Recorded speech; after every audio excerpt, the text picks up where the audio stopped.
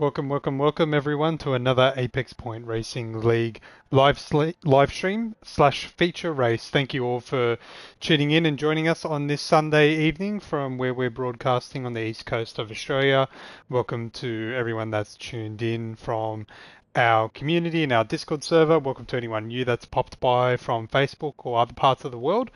And yeah, we're looking forward to kicking off our first feature race for 2026 tonight with our Pro Series race featuring the Pro-Am division at a very technical Sainte-Croix A circuit layout. Not something or a track that's really used in this particular layout quite a lot in daily races. I'm not sure it's actually even been in a daily race. I know layout C's been given a good hammering from time to time, but layout A is probably a bit slept on in terms of a challenging circuit and what it does for the drivers. But we will definitely see more of that action throughout the feature race tonight. But as always, I'm not alone in these endeavors. I'm always joined in the comms box by my good friend and partner in crime, Anthony. How are you? Good evening, Snoop. Hello, everybody in the chat. Thanks for tuning in. Good to be back doing this again for the first season of 2026. That's it. Yeah, good to be back. And boy, has it been a busy start to the year. You'd think the Christmas, New Year period where everyone sort of, takes a bit of time off work, relaxes a bit, and gives everyone the opportunity to just settle down from the grind. But it actually, it actually ends up being one of the busiest parts of the seasonal calendar for us, doesn't it? Because while we go Yeah, through the off season, there's obviously a lot of people that maybe getting upgrades to their sim rigs, maybe actually getting into sim racing altogether from Christmas presents and things like that. And there's a lot of interest in sim racing, so it's been a bit of a hectic start to the year, wouldn't you say, Anthony? And a big season in terms of interest from drivers for season 9 now. yeah, that's true. It was a very busy time. I did think we'd have a number of weeks where we could get everything formatted and redone, and obviously every off season we try to make some things more streamlined, a bit better, ergonomic, all that kind of jazz, just to improve the league as a whole. And it's just been flat out. And Yeah. also with the rush of adding in an extra field into the GT3s, I won't call it a division, Hmm. extra field in the Foundation series for new drivers, so we can distribute better. Just all these things that we've been trying to improve it to make it better for you guys. 100%. Yeah, and just to think back, around this time 2 years ago, we were running two very clear divisions, the Pro Series and the Development Series. So 16 drivers in each of those divisions. And we weren't really getting full capacity, to be honest. We were kind of getting probably lower numbers in the Pro divisions because they were off running in the World Series and those manufacturers' cups and stuff like that. And the Development Series just seemed to have grown, and over those 2 years, we eventually increased it out to four divisions. But now, as of January this year, so within a 2 year time frame, we're up to five individual lobbies on Tuesday nights. So starting at the Pro division all the way at the top to our newest division, which is the Foundation Cup towards the bottom of the ELO ladder. And the Foundation Cup is really for those drivers that are new to sim racing or a little bit green or a little bit unfamiliar to competitive sim racing, just as sort of a subtle entry point for them to get started. You're going to make mistakes. That's okay. We're trying to foster a community where we support one another to learn and be better. And look, it wasn't on my bingo card for the start of this year to be creating a fifth division, but I think it's just a credit to the people in the community that are strong advocates for us. They bring others drivers in as well that share that same interest for clean sportsman-like racing, but also a huge thanks, obviously, to the people that work behind the scenes to make it really happen. And there's been a really nice call to arms from the community across the board from people that want to help out with hosting, stewarding, moderating Hmm. the server and things like that.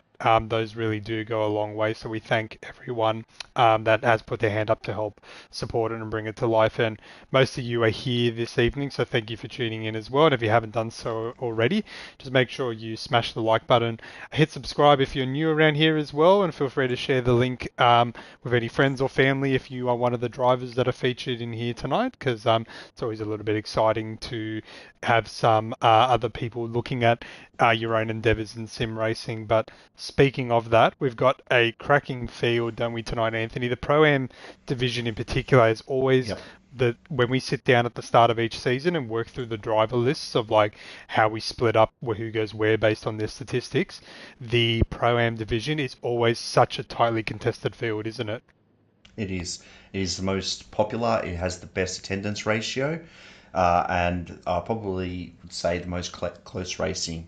It is very hard to uh, assign drivers to this field, and now that we've done the fifth lobby, also would be interesting to see if we can maintain a full lobby like of 16 drivers Mm. week to week. I've noticed last week we already had a drop off of drivers. Mm-hmm. So if you are a registered driver and you are assigned to a lobby, please keep that attendance coming. If you can't make it, reach out to your host. But we'd like to see those lobbies full. Yep. Yeah, no, that's exactly right. And Pro-Ams often does pull strong numbers, and which is why is one of the reasons why we often come back to the Pro-Am on these feature races, just because the racing is so good. It's kind of that getting close to that peak of the top tier drivers, not too far off it, and also some competition from the lower tiers moving up into the Pro-Ams, which makes a really interesting combination. I think we're in for a cracker tonight, being round two of the season, very technical track, and a wide array of different drivers, some returning, some regular, and I think that it's a good segue then ever to jump straight into our grid for this evening. So, as mentioned, we are looking at the Pro-Am division for round two tonight as part of the Pro Series, and the grid order based on qualifying, which has already been completed. In pole position, we have Kiwi Bretto, or Bretu Bretu. He was actually the Season 8 champion, well deserved there, and he also took out the AM division in the development series last season as well. So he's taken the step up as a part of that promotion from winning, and he's actually starting on pole position. So it sounds like he's made himself right at home in the Pro-Am division. He's driving for Breakthrough T1D Racing this season as well as last season. In P2, we have Pitmaster from Black Smoke Racing. In P3, we have Wallfinder from Breakthrough Racing as well, so similar to Kiwi Bretto, just a subsidiary of another team.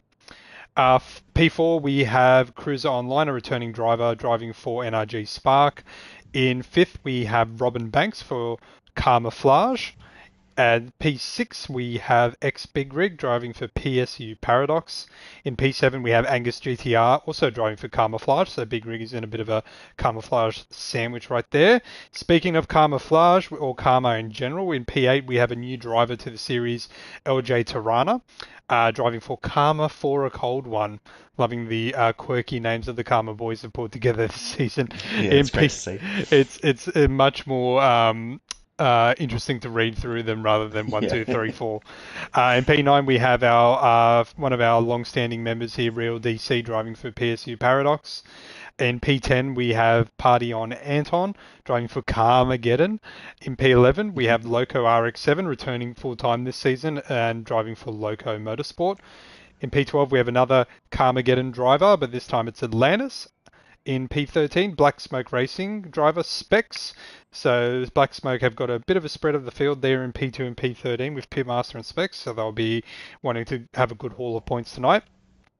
In P14, we have Josh driving for PSU Stealth, and in P15, we have V-Man and another driver for Karma for a Cold One.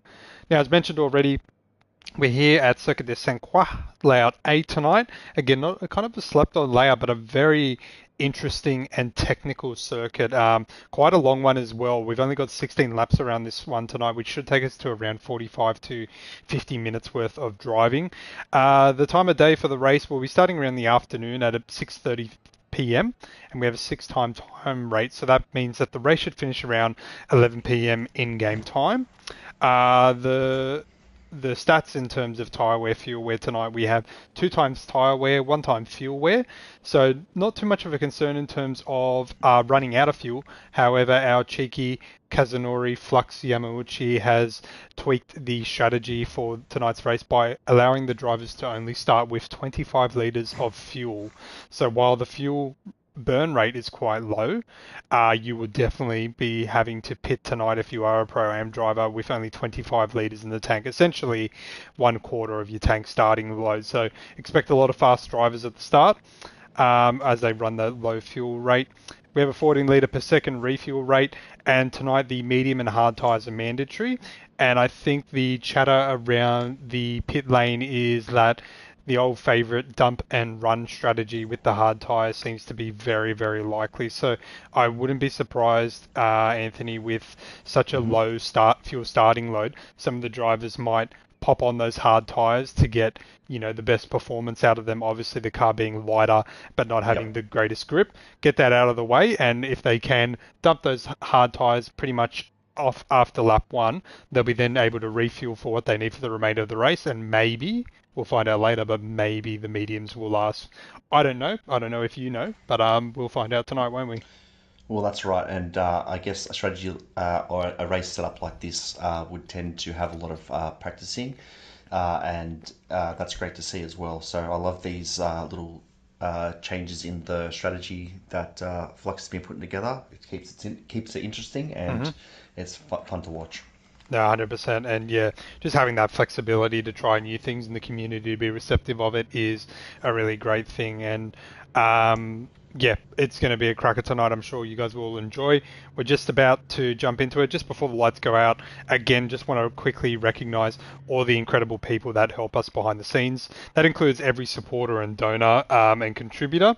You guys are the fuel that really keep Apex Point Racing League charging forward and growing into the community it is today. We have grown massively over the past 2 and a bit years to be well over 650 members. We are one of the biggest sim racing leagues in Australia, so thank you all so much. You guys are really all the heartbeat or the community of this community in this league, all the drivers, all the volunteers, all the people watching from home.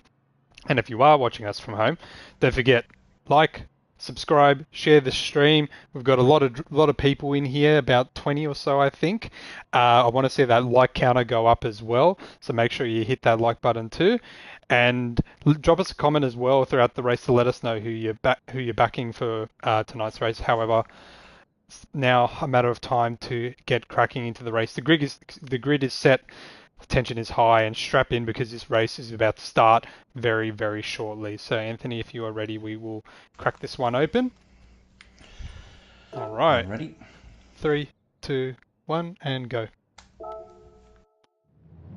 Rolling start as always, with Kiwi Bretto starting in P1, having a clear run onto the main straight and into turn 1, which is a nice right-handed 90-degree. And they're underway. So we've got some new GT3 cars here tonight. The first one on P1 actually with the number 1 door card, Kiwi Bretto, driving the Ferrari 296 GT3. Not as popular a car that we thought people would be picking up for this season, but it's definitely proven its worth as he makes his way through turn 1. All the drivers seem to be making their way through here quite cleanly at the moment. Pitmaster's not too far behind, but it does have Warfinder close for company as they make their way through turn 2. Warfinder thinks long term here, stays behind there. Everyone's looking nice and tidy. Cruiser in the Golf-inspired Porsche 911 livery.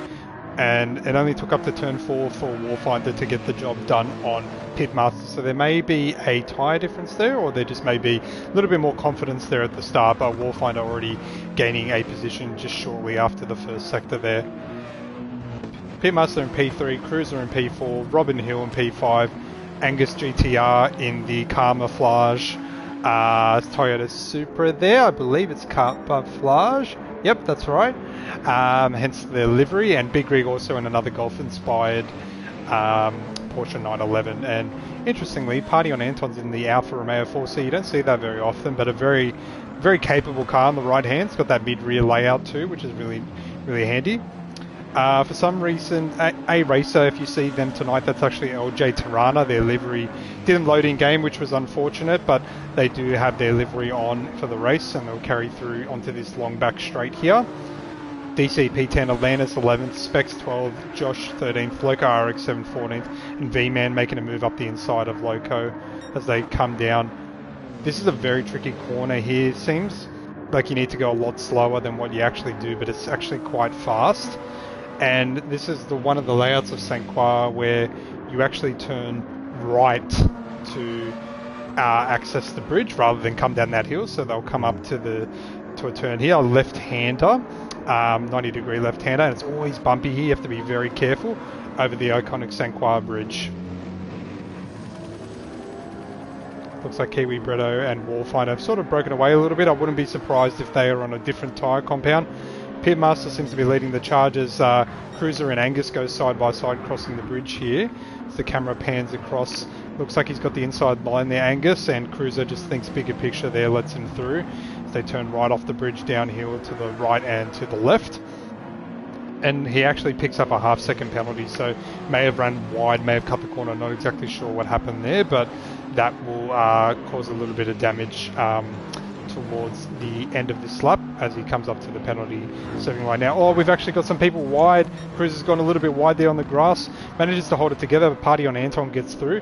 He will have dirty tyres though, as you can see him sort of scrambling for grip.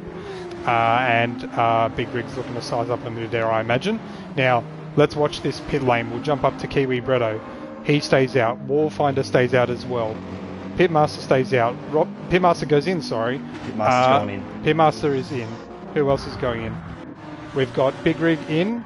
We've got LJ Tirana in. Specs, Josh, Loco, and V-Man carries on. So we've got 5 or 6 drivers in the pits. And you can see they're all in the hard tyres. That's right, they've got 21 litres of fuel left. They're getting that fuel up to 50%.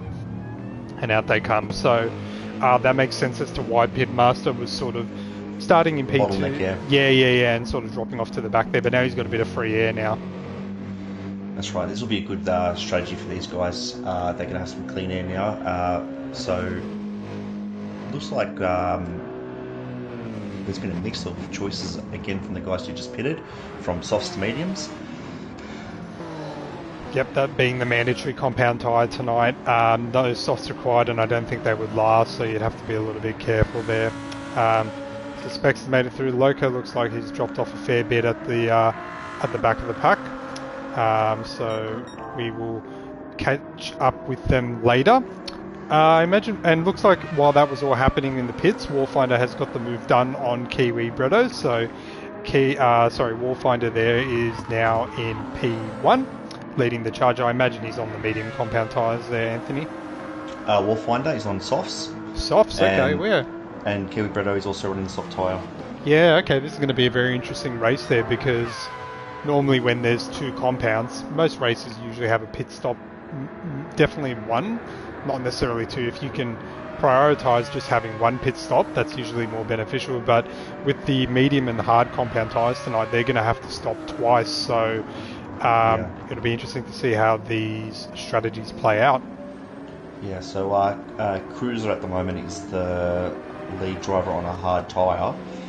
So he's keeping up with Atlantis, who is running a soft tyre. So I don't know if Atlantis has had a mistake, because there is a little bit of a gap between him and Angus. So they'll be one to keep an eye on. But if Cruiser can just maintain and just use the draft and hang in with Atlantis, it may pay dividends for him. But judging from what the other cars just did, and he's been aware of that too now, noticing everyone going to the pits, he might choose to chuck in the pits now and.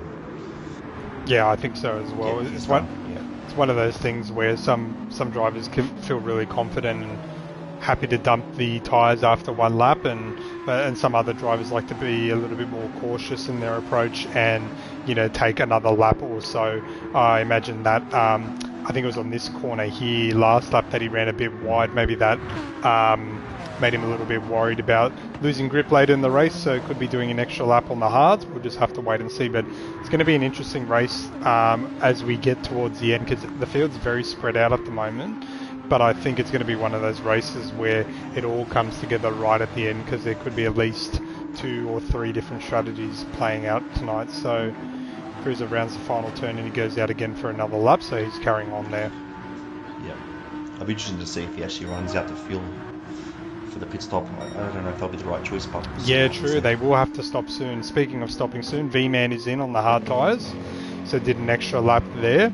Pitmaster was the first of the cars to stop there, so he carries on with the medium compound tyres and fuller fuel. Big Rig coming through behind him. Josh looks like he's gotten the move done on LJ Tirana there, and Specs doesn't look too far behind LJ Tirana, so looks like they're forming a nice little battle pack of their own. And Loco has also got the jump on V-Man, so just that extra lap on hard tyres. I feel like on a track that's this technical and this long as well, while having an extra lap on hard tyres could pay dividends towards the end, it really does add, you know, over, what is it, a 3-minute lap or something like that, 3.5-minute lap. It's like, it's got to be at least 2 or 3 seconds, don't you reckon? Yeah, I think so. I think Loco's played that out nicely, actually. So they're both running the medium tyres, so I don't know if this haven't actually driven these two cars for a while, the R8 and the Ford, but you know, it'll be interesting to see how fast, or if it does, the Audi will catch up to Loco. We'll check in with them a little bit later. We might just come back to the front of the field. Wallfinder still leading the charge with Kiwi Bretta not too far behind. Interestingly, I just realised they are kind of like your equivalent of your Red Bull and V-Carb combination here, both flying under the Breakthrough banner, so I imagine they'll be playing kind of the co-team game here at the moment, and makes perfect sense as to why they are, you know, following the same strategy, it seems. So yeah, it'll be cool to see and how not fighting. So I think they're just trying to get their gap. Yep, exactly. Together. Maybe the Ferrari needs to be using the Mazda for some straight line speed. I don't know. From what I understand, are you saying Ferrari's slow? Oh boy, the conversation in the Discord this week has been. That's yeah. Well, that's all I've been going off of, is that people have been commenting saying that it doesn't have the straight line speed, but I haven't driven it personally. But you know, I was basing it purely on what I see in the comments in the Discord. No, I think that's totally fair, and I think it was an unfair first track for it to go out on, Daytona International Road Course. Yeah. Obviously, we were mirroring the 24 Hours of Daytona, which was on last weekend as well. Exactly. But I mean, half that track, if not more of that track, is just flat out. Yeah, exactly. So of course you're going to lose out. The best car there is a Supra. Speaking of which, Robin Hill just grazes the wall there. Carries on though for camouflage. Party on Anton has actually got Angus for company here in the Supra as well. Might not be able to get close enough here, thinks better of it, but does look like that Alpha is, I feel like from memory that Alfa Romeo does struggle with a bit of top end, so it does. We used it one season, didn't we? Yeah, a little while ago. Yeah, endurance, wasn't it? Or was yeah. I vividly remember a lemon yellow and baby blue coloured Alfa Romeo at some point. So yeah, good car. Seems to be quite capable in the right hands. Landis is the lead R8. As we just cut to him, he runs a little bit wide there, keeps it under control, but is going to lose a chunk of time. So now we'll just have to spend the next 30 seconds or so getting their tyres back to grip. Welcome to everyone that's joined that's new. Thank you for popping in. We've got one heck of a crowd here tonight, about 28 people or so thanks for popping by on this Sunday evening.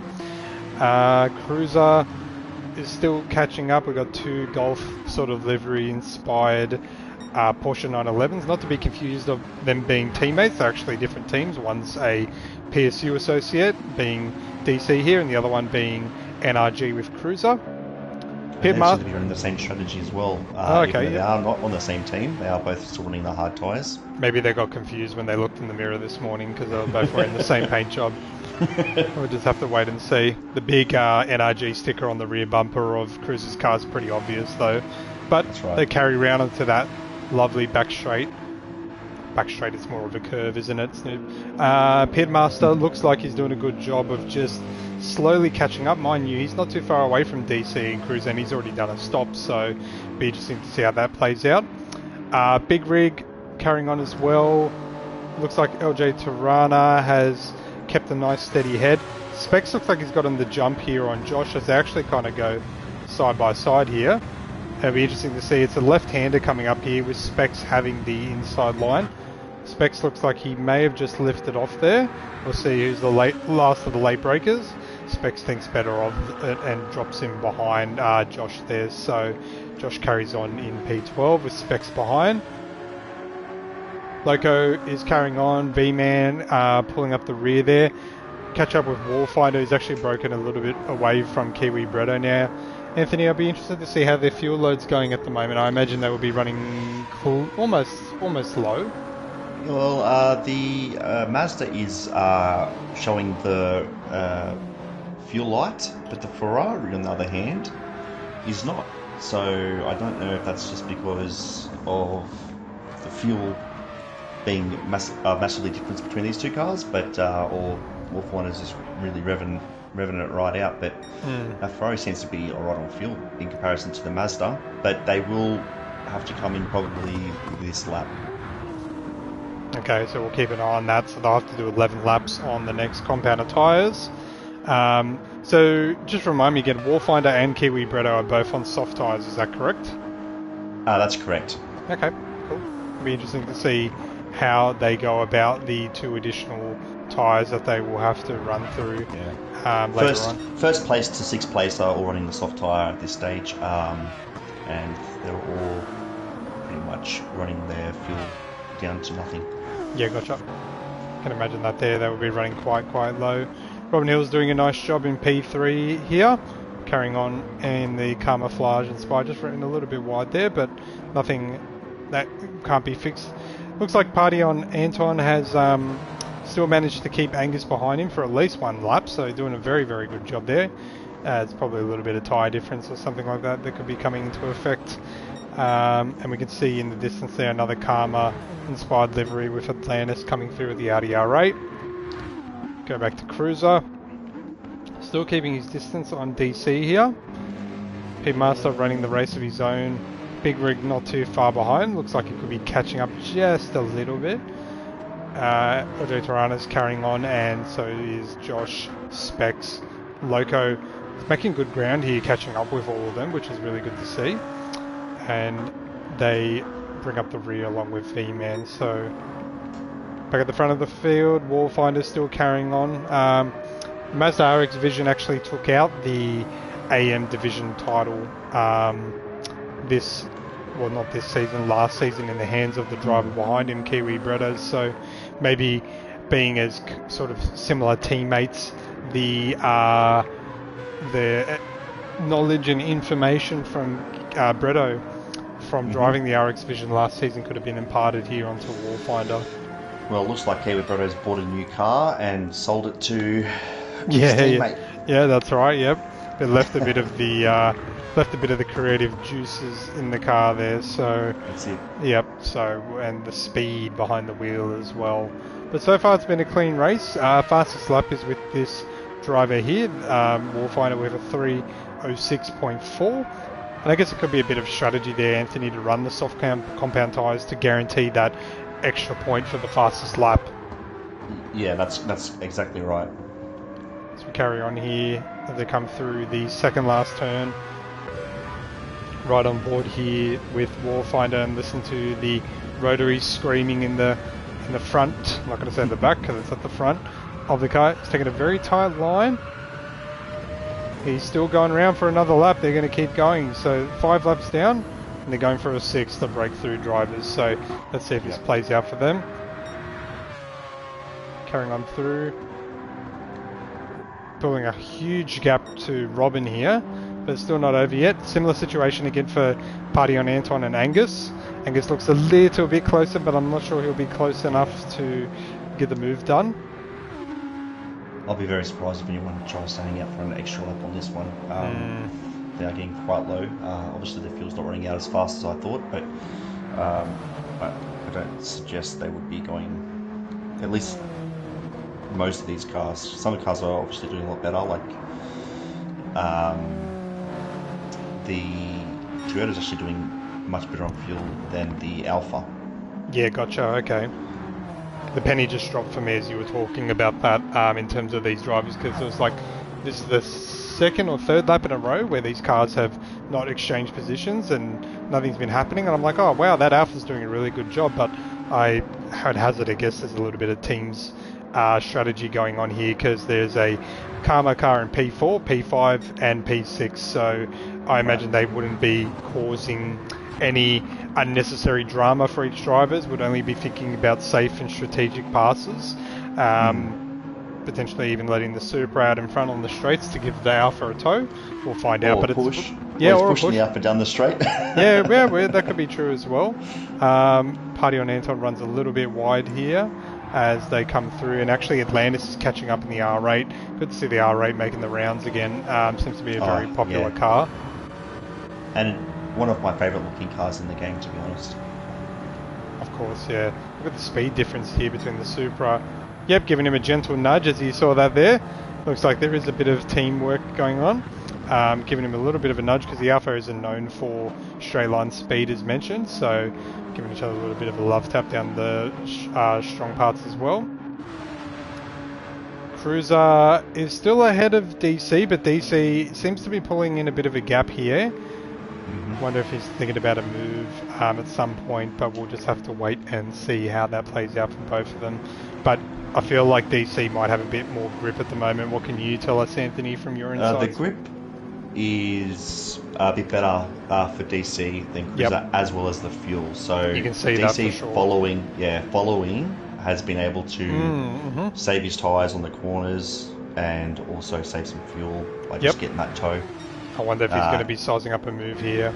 He's thinking about it, doing a bit of a dummy. Maybe just trying to fake Cruiser out, but Cruiser holds his nerve. And as a result, DC's compromised into the chicane off the bridge there, so loses a bit of ground and they live on to fight another day. I just jump back to the front straight, see if Anthony's predictions were correct about fuel loads. And we see a Mazda going into the pits, but the Ferrari of Kiwi Bretto stays out. Yeah, the Ferrari, he's really down on fuel, but judging from the difference between the Mazda and the Ferrari, it's substantial. Even though it's like only a small, a small slither of red, it's substantial difference. Yep. So the Ferrari carries on. Robin Hill's in the Supra. So is Party on Anton. Looks like Angus is carried through along with Atlantis. So Warfinder's coming out of the pits now, and crucially coming out ahead of Pitmaster. Let's see if Pitmaster's able to get out ahead of the other drivers. Looks like he's got out in front of Party on Anton, but behind Robin Hill and Warfinder, who obviously, has with those soft tyres pulled up a big gap there. Yeah, so Pitmaster running the medium tyre is chasing down Robin Hill on the medium tyre, and his car does have the Pitmaster does have the slight tyre wear, but will have a lighter car. So it'll be interesting to see if the gaps increase or decrease between these two. Ideally, it would be cool if we could see the gaps. Unfortunately, as we know, the replays don't let us have that data, which would just add another cool thing to monitor. But we'll see if Robin Hill can maintain this. Yeah. We've got a bit of a battle carrying on with DC and Cruiser. So from what I could tell, they both hit the pits at the same time because they've come out together as well.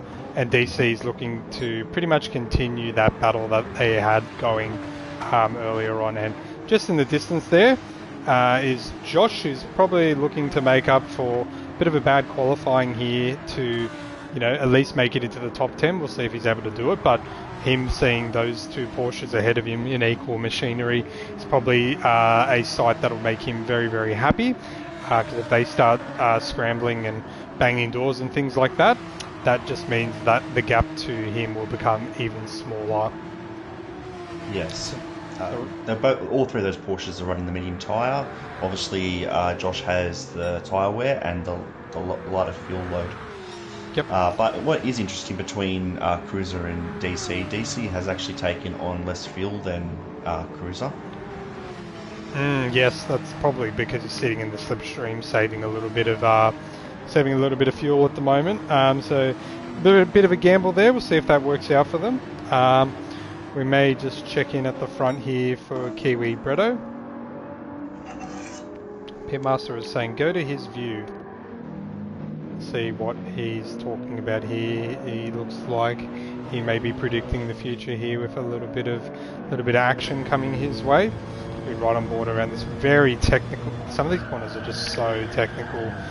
Kiwi Bretto's into the pits with 0% fuel, so time that to perfection.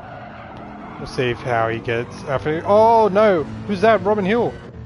Robin Hill's had a big spin right in front of a gifted Pitmaster there. Pitmaster predicting the future, calling it on Robin Hill. Robin Hill was actually looking in really good stead for a great race today, and most definitely will have some damage there. So yes, that's unfortunate for him. But Pitmaster's the benefactor of that.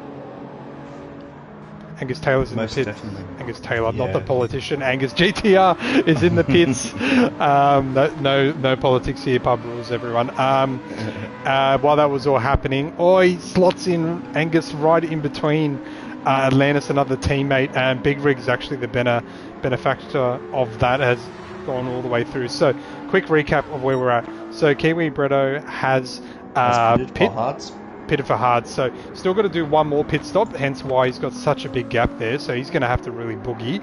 I imagine this will be a dump and run. I would be surprised if he hasn't taken fuel for the remainder of the race, so he can save that time in his next pit stop. So I imagine to see him in the pits again at the end of this lap. Pitmaster, who did start towards the front of the grid, I'm pretty sure it was P2 from memory, is in P2 again, so no positions gained or lost, so now it's all about making it to the end here. Big Rig has made some big gains from P6, currently sitting in P3.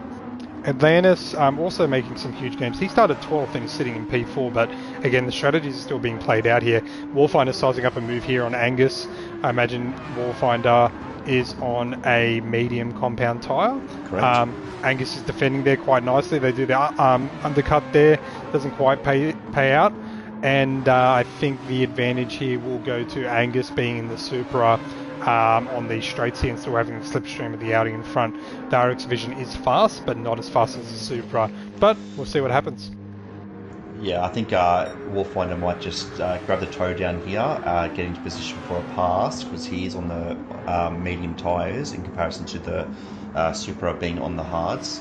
And he's definitely pressuring him. He ran a little bit wide on that exit there. It's compromised him. So Warfinder may have a sniff at this opportunity here, and he does so exactly right there. Just that little bit of dirt or grass that was kicked up on the exit there by Angus was enough for him to say, okay, it's time for me to make my move here. On to the next. Yeah, on to the next one. The next Karma driver, slicing through them like a hot knife through butter. So, I'm interested to see here Kiwi Bretto, who'd be losing time on the hard compound tyre to Pitmaster behind them, but he does have a pretty chunky gap between himself and Pitmaster, and it's a very short pit lane here, so we'll see what happens here. So it'll just be for the tyres, no fuel. Yep.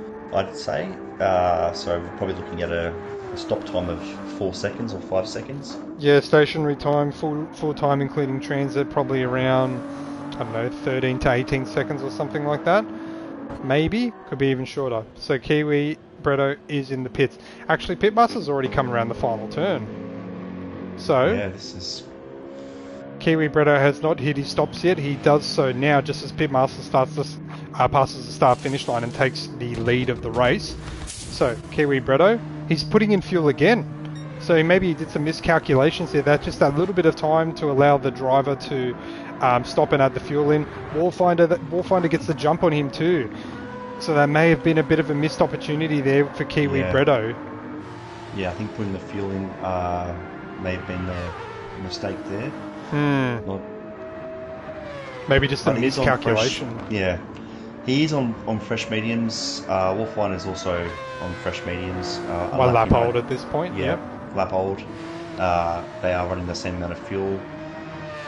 Big Rig's going to have to pit for his mandatory tyre as well. Okay, yep.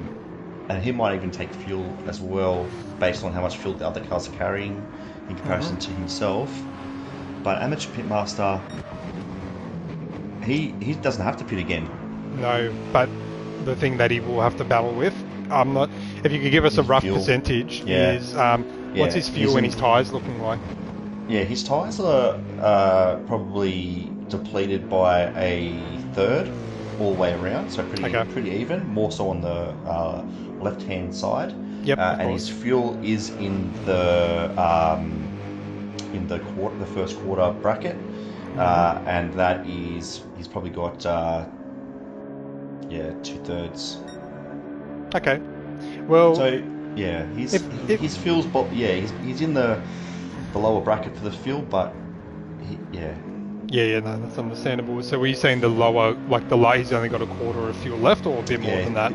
He's got a bit less than a quarter of fuel. I would hazard a guess that that's going to be a bit of a problem later in this race, because if he's been able to only burn about a third of his tyres over the past 7.5, let's just say 8 laps now, tyre wear doesn't seem to be too much of a factor, so he should be carrying on okay. But the fuel might be an issue, because looking at the likes of Wallfinder and Kiwi Bretto, I think from memory, and the AMG's not a modest car when it comes to fuel. It's a bit of a heavy drinker on a Saturday night, if you know what I'm talking about. And he is revving it all the way out as well. And I thought this car was a bit of a short shifter. It can be, but not a huge amount, only a little bit to save some time. But we'll come back to him. He seems to be leading the race at the moment. Big Rig is in P2, so like you mentioned, he'll have to stop. Wallfinder's catching up, and Kiwi Bretto's not too far behind there. But I might just quickly check in. We've got someone right at the back, and that's Robin Hill, actually. Yeah, so he would have stopped to repair that damage. You can see with to see with that long pit stop there, 4 minutes, 19-second lap time. So that's his race run and done. But good on him for carrying on, keeping the APRL spirit, keeping the Apex spirit alive by always finish your races, because you never know what's going to happen. Pitmaster's actually gone in. There you go. Well, that explains everything in terms of fuel and information like that. So Pitmaster's in, Big Rig's in. So Wallfinder and Kiwi Bretto, the two brake changing tyres. Changing tyres as well, so and putting in more fuel. Interesting. Okay. And he's the softs. He's on the soft, so he's going to be boogieing along here for the last 7 laps. Slots in right behind Real DC, who's probably going to be on worn tyres, so he'll make quick work of that. Right up his bumper there, he's actually fashioning a move there to the outside of this turn, which will be the inside to the next. These two drivers know each other well and respect each other quite a bit, I imagine. And DC runs a little bit wide, which just opens the door there as it goes side by side through the next turn. And Pitmaster gets the move done, so he's in a top 5 position there. Beautiful close racing there, guys, as we'd like to see. Nice job. Capitalising on a small lapse of concentration there. Big Rig pit at the same time and is dropped into P7. It's got Angus for company as well, so that'll be interesting to see how that plays out. Atlantis in P9. Specs is actually making some moves there in P10. Party on Ant is in P11. V-Man's making some moves. Has actually got the move done on Loco RX-7. And I think we may have missed some action towards the back of the pack here, because Josh has dropped down towards P14, or he may have stopped for a fresh set of tyres, but we can confirm that by looking at the data in due course. So back to the front. It's Warfinder in front. Kiwi Bretto in P2. Just wondering what could have been if he'd just taken the right amount of fuel that first time around and didn't have to put extra fuel in there. Probably would have been a lot closer there to Warfinder. Josh in the comments then said he pitted for a fresh set of tyres, so he should be coming at the rest of the pack with a bit of fury towards the end of the race as the sun starts to set here in France, countryside France. LJ Tirana, new driver to Apex Point Racing League, sitting in P3 at the moment, so probably one of the, or it would be the first or the second opportunity for him to be sitting in a podium position here at our league, and he's got a big gaggle of cars behind him lining up for a slice of the podium, one of them being Cruiser. It looks like he's catching up at a rate of knots. Pitmaster has super fresh soft tyres, so I imagine he'll be able to make a good amount of work here on Cruiser as he actually gets so close there, runs around the outside of the right-hander. See how this goes. It's going to be very, very tricky to hold the line here. He's going to do the cut in underneath, I imagine there. Cruiser does a good job of holding on with his grip. I mean, if I was Cruiser at this point in time, I wouldn't fight him. I'd just try and get behind him and get sucked along to get the position back from Tirana. Yep, that's completely understandable. And my attention's been diverted to the front of the grid here, as it looks like Kiwi Bretto has got a little bit of room back from Warfinder, so he did a 307.8 that last lap, and Warfinder did a 308.2, so about half a second difference there, so this should go down to the wire, I reckon. But speaking of going down to the wire, we'll keep an eye on Cruiser and Pitmaster here. And it looks very, very similar to last lap. He's right on the bumper. He fashions a move up the inside here. Pitmaster does have the inside line for this turn. However, Cruiser has the inside line for the next turn, but it's all for naught as... Late braking, yeah. Yep, just getting the move done. That's a very good turn to do some late braking and just run the car wide on the outside there because of the camber and how wide the track is here. So, Pitmaster, excellent job there into P4. Cruiser P5 as mentioned already. DC probably looking to capitalise on maybe a little bit of a rattled state of Cruiser. When you lose a position, you always try and do damage control, damage limitation really, and you end up spending a little bit more time in your rear view mirrors, which can actually slow you down. So it'll be interesting to see how that plays out over the coming laps. Big Rig's got company with Angus coming through again with the very, very rapid Toyota Supra. Landis doing a good job keeping an eye on them as well. Specs in the Lamborghini. I didn't realise only Lamborghini in the lobby here. But this is a better time than ever because the sun's actually setting over countryside France here. Let's do a quick whip around at all the liveries here. And as I say that and jump to the front of the grid, it's kind of hard to split a hair between the two at the front because they've just suddenly become very, very close to one another here. Yeah. So, but we've got the breakthrough T1D racing livery of Warfinder, which sort of has a nice sort of colour shift, sort of purpley blue going on there. Very nice there. Then we've got a very clean blue Porsche. Kind of reminds me of those Miami blue colour schemes on the, sorry, Ferrari, not Porsche. Unfortunately, Tirana, got confused with the nickname A Racer. His Toyota Supra just running the default livery there. Pitmaster coming through. I can see the Black Smoke Racing, BSR Racing driver there with the oak-inspired livery. He must be a very, very big Penrith Panthers fan. Good on you, mate, for running the oak livery there. And he makes the move there on LJ Tirana. Gets the move done with that extra grip that he has there. What tyres is Tirana on? Tirana is on the medium tyre, and they're almost at 50% almost. Yep, that'll do it, as he runs a little bit wide there on the way out. So we'll carry on with the livery. One of many Golf-inspired liveries. We have the 911 of Cruiser. Go for that more traditional look, whereas Big Rig behind him has sort of gone for a bit of a stealth look, which is kind of in line with the name there, I imagine, and the name of the teams as well. PSU Paradox, PSU Stealth. Cruiser actually hits the wall there, loses a bit of momentum.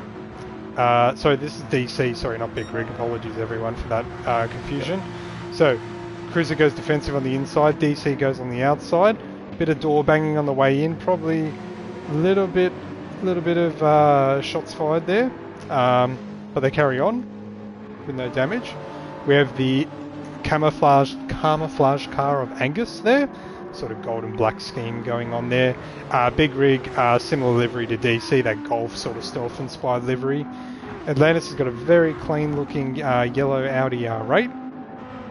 Specs has gone for the Monster Energy Lamborghini Huracan with a bit of a black and red look there, which is looking quite nice. Suits the aggressive nature of the Lamborghini. Party on Anton. It's got a yellow and black livery for the other Karma team driver, and Loco RX-7 running that sort of 2021, 22 sort of stealth matte inspired livery, Red Bull Racing F1 there, but going for more of the black rather than the dark blue that they had there. Looks phenomenal. I like that car. Looks good. Josh has got a very clean looking Porsche 911 livery. I wouldn't say anything in particular, but sort of gives a bit of a homage to some of those early Le Mans racing prototypes. They've actually got a yellow flag he's coming through here at the moment. I wonder what's going on here, but all seems to be clear. Yeah, all seems to be clear unless V-Man went off and we missed that, but I don't think we were up to him yet as we go through with his light blue, sort of white inspired, nice looking livery there. And then another camouflage livery on Robin Hill there. So what do we think, guys? Let us know in the comments which is your favourite livery of choice. And also start to think about your driver of the day here as we round out lap 12 with only 4 more laps to go here. So DC has got the jump on Cruiser. So they switched positions. Their cars are pretty much identical in relation to fuel and tyres. So pretty close battle. I imagine if everything goes well for both these drivers that they will remain together for the remainder of the race. But crucially, I remember you mentioning that DC took a little bit less fuel than Cruiser. Right. So now that he's the lead car in this dance, he'll be burning through that a lot faster. So it'll be interesting to see how that plays out from a fuel point of view towards the end of this race. Yep. Alright, as they come through the second last turn there, down the back straight. I can't believe how close Wallfinder and Kiwi Bretto are, but I wouldn't be surprised if they wouldn't put too many shots on each other just yet, being from similar teams, so we'll see how that pans out.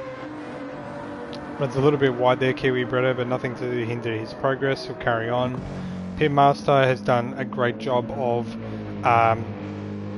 holding his ground there. In P3, it's actually taken the fastest lap too, so that extra point is going to him today. At the moment, anyways. At the moment. LJ Tirana doing a great job still holding on there with those medium compound tyres in P4, but I imagine he will have to stop at some point if I'm not mistaken. But pretty consistent lap times around the mid 309s, low 310s. The last one was a little bit high, but nothing to be too concerned about, so showing some good life in those medium tyres. Robin Hill also had pitted while we're going through the liveries and has come out with hard tyres. I'm not sure if he hadn't run them yet, but that's what the case is at this stage. So unfortunately he has dropped back even further. Maybe with all the drama at the start of the race with the damage and the spin, and you can easily forget what the mandatory tyres are, and may have had to have the hard tyres on for a bit longer than he would have liked, so he may go to the end here with those hard compound tyres, which is a shame. It's always a shame running your own race by yourself, but like we always say, you never know what can happen, so we'll see how that pans out for him later on in a few laps times. We've got some battle packs forming here, so Warfinder and Kiwi Bretto are still neck and neck with one another. Pitmaster is just trying to make sure that he probably keeps that gap behind him as far away as possible. But being on the soft compound tyres with the two drivers ahead on the mediums, he will probably be thinking about trying to cover that ground. As we see someone in the pits there, Robin Hill, he's just doing his dump and run. So he did that one lap on the hards, dumped them, and is now on the softs for the remainder of the race. So he may be able to scramble an extra point here with the fastest lap. Yeah. Wallfinder again, yep, not too much between them. Pitmaster lurking in the background, looking to catch up. He's gone purple again on his fastest laps there, so he's definitely making some ground. And then we've got a battle pack of 3 cars here with LJ Tirana, DC, and Cruiser. So I imagine those 2 Porsches will get past the Supra of Tirana pretty quickly when they get to him. Angus is kind of in a bit of a battle pack with Atlantis, but they are teammates, so that will only cause so much drama as they're willing to cause for each other. So, and there's also a bit of a gap between them, so I imagine that will carry through quite nicely until the end of the race. Loco RX-7 has done a great job of coming up from the back, as we can see the lovely lights of the Ford GT lighting up there. Such a cool car to look at. Was one of the coolest cars with these extra LED lights and things like that in the game until recently, where we've had the Ferrari drop in with the LED light panel and the new Porsche 911 992 GT3R, which dropped this week in Gran Turismo. And for anyone that's interested in running that in the development series or the next future seasons, we are experimenting with the LED light panels with Red Bearsy to make sure that they look as good as they can do. So does that mean that we're not going to allow pro drivers who are driving the Porsche to change to the new Porsche? That's exactly right.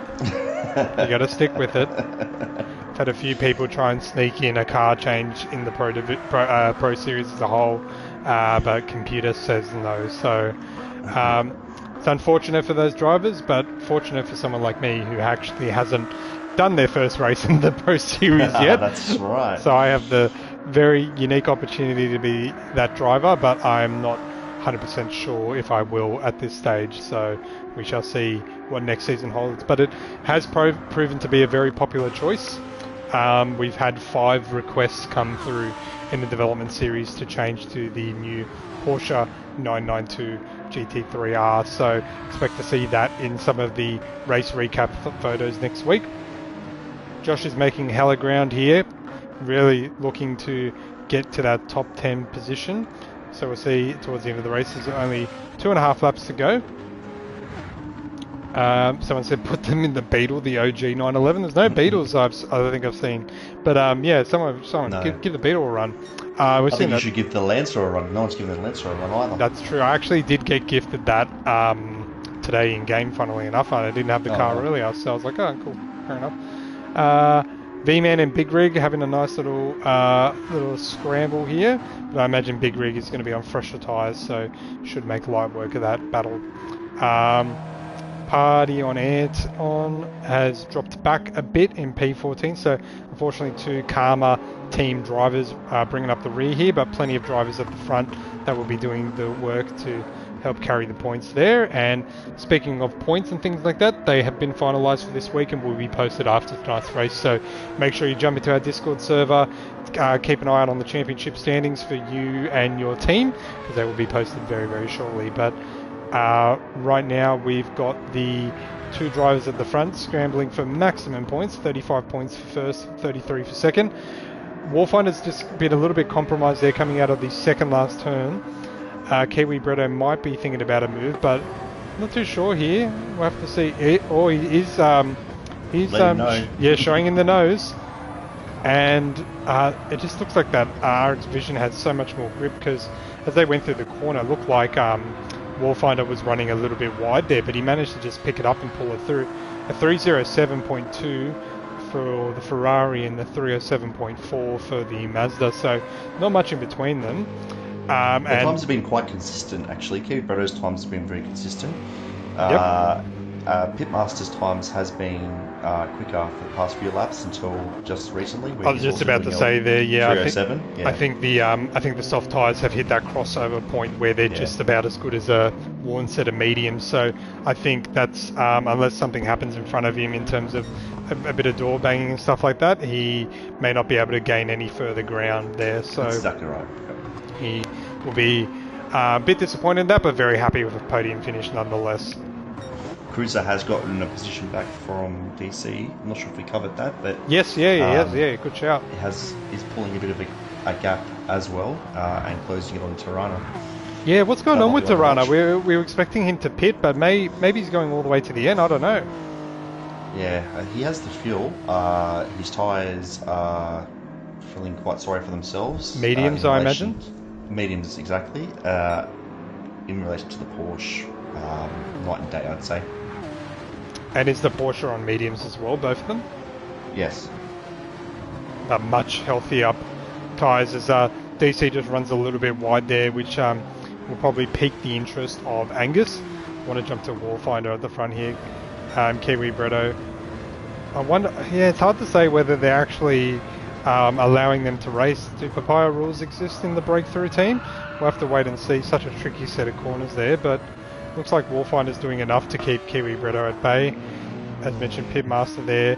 Oh, LJ Tirana going side by side here with Cruiser as they go down this sort of sweeping back straight.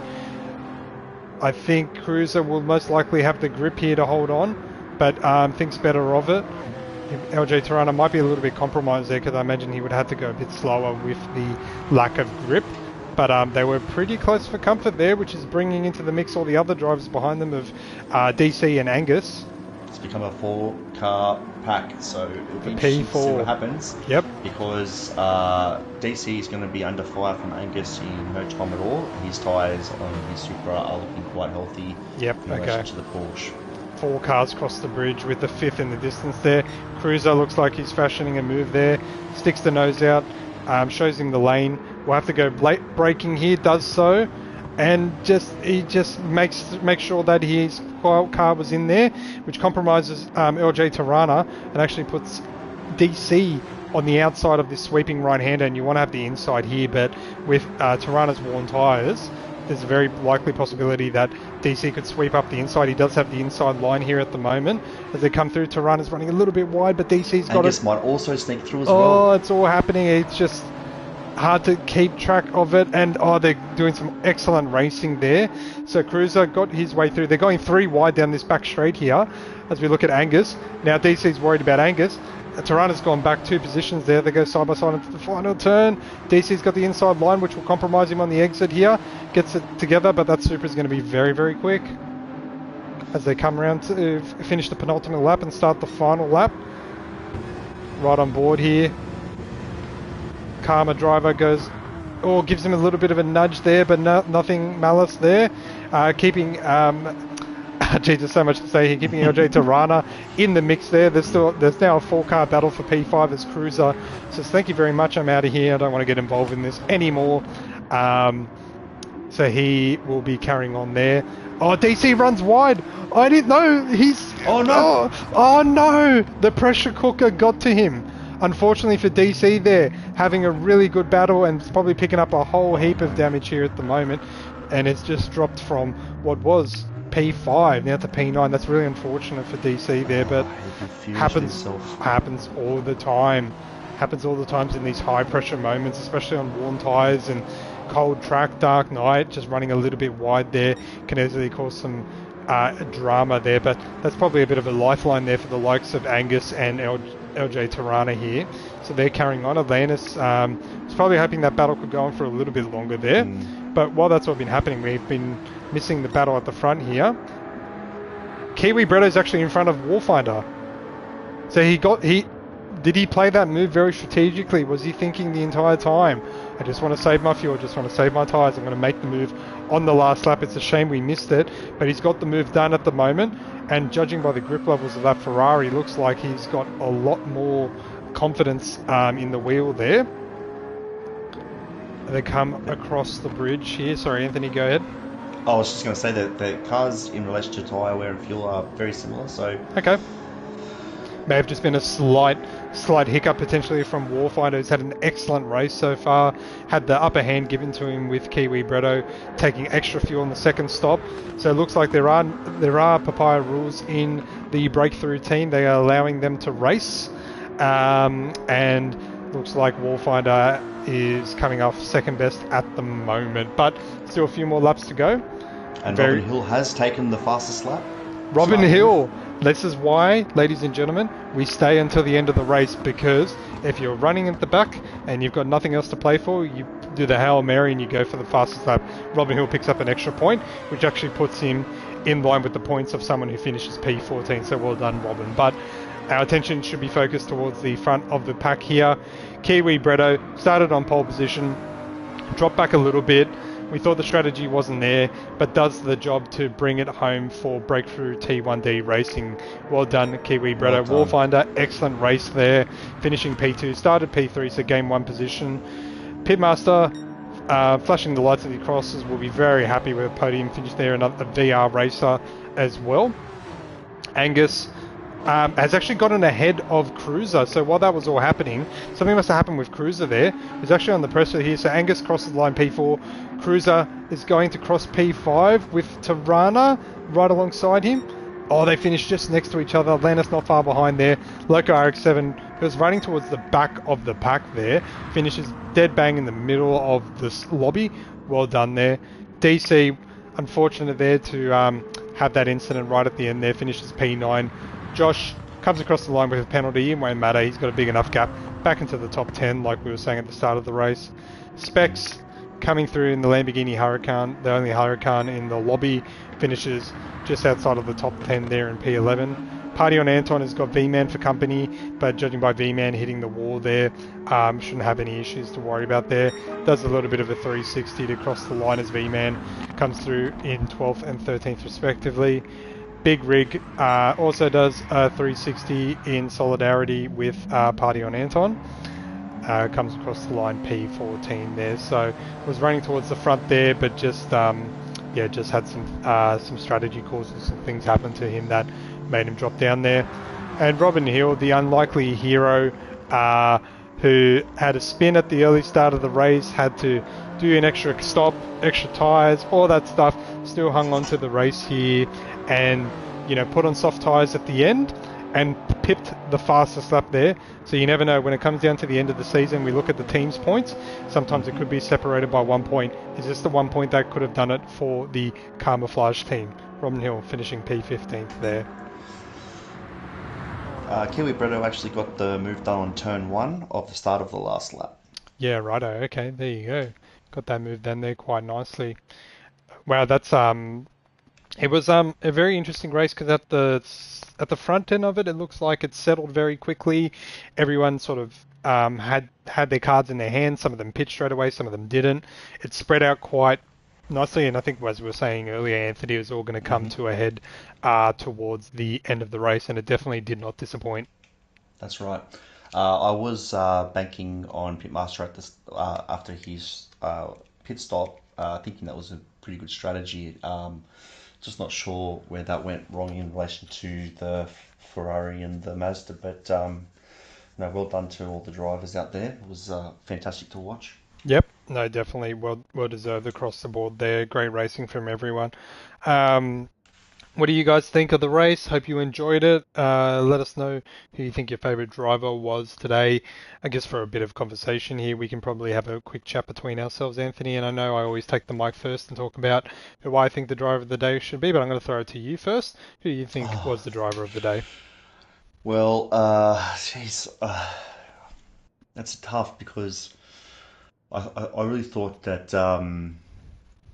DC and Cruiser were doing really good, but then at the end there was a kind of like a spanner in the works. But I think Warfinder. I have to go with Warfinder. I think Strong the entire race didn't falter.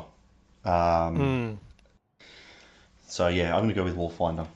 Yeah, and I think for the sake of applauding both drivers for their incredible pace and their incredible composure the entire time. They were pretty much nose to tail, if not within a second and a half of each other. So I'll throw mine to Kiwi Bretto there just to even it out between the 1 and 2 drivers there. Exceptional driving from the both of them.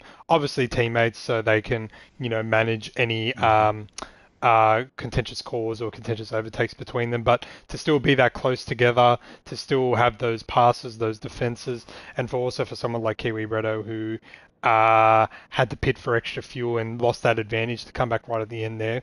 Very well done, but well done to everyone. All the drivers finished that said they were coming to the race. That's the main thing. That's what keeps us very happy, seeing everyone turn up and having a good race. And they did not disappoint tonight. So thank you to our pro.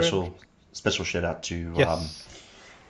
A special shout out to Robin Hill, obviously, for 100% continuing on and getting that extra point. Well done to him as well. Well done, yep. Special thanks to Pitmaster, our host for tonight's race.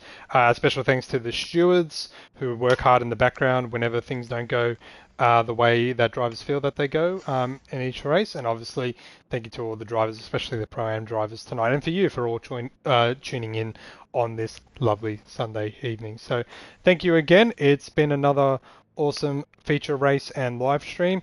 Make sure, if you haven't done so already, subscribe, leave a like. If you're new to the channel or you have just popped by from Facebook or anything, go find our page on Facebook. You can connect to our Discord there. That's where we can get you all set up and registered to race. There's a division and a league for everyone. We run Group 3 racing on Tuesday nights. We run a one-make sprint series on Wednesday nights, which is with the Radical sports car this time around, and there will be a feature race of that in a few weeks' time, so keep an eye out for that. And we also run ACC, Assetto Corsa Competizione races on Thursday evenings, and we try to do a very active job of helping drivers transition from the likes of a simulation CADE game of Gran Turismo into ACC. So if that's something you're interested in, well, there is plenty of people in the community that can help you out with that, from tips, tricks, setups, and the like. And rounding it all out, we obviously always have other events on, like our Practice Academy on Monday nights, where we all come together. I think it's the only league that I know of where everyone comes together to race and practice, which is one of the key community foundation pillars of Apex Point Racing League. But that's enough bubbering from us two in the comms box. Thank you again for joining, Anthony. Thank you as always. Thank you for the great job, as always, Snoop. Thanks, guys, and we will catch you in the next one.